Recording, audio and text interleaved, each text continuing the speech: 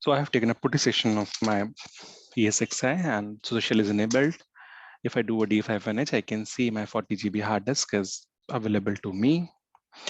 Now we can see or we can use the GUI prompt so that if we are able to perform a GUI based management as well. So just provide the host name or IP.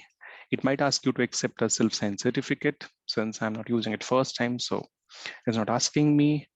Provide your root password, and then you're able to log in. Now, if you can see how many devices you have attached. So our extra 20 GB device is also visible. Create a data store over it. Provide a name DS.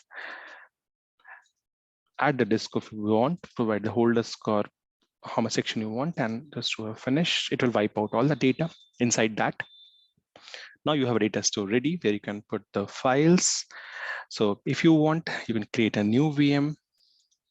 Then let's provide a quick name, test, family as Linux. Surprisingly, they have added Red Hat 9 as well, which is still not released. So we'll go with the Red Hat 8.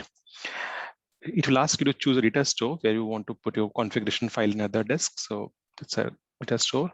Now, if you have an ISO image, you can attach or you can select the data store in which it is residing. Though I don't have, so I'm not proceeding with that. So in this way, you can create a virtual machine out of it. So that's all from my end. So if you like my work, do share with your friends. And if you can see it's easy to follow, do share your feedback with me. So thank you very much and have a nice day.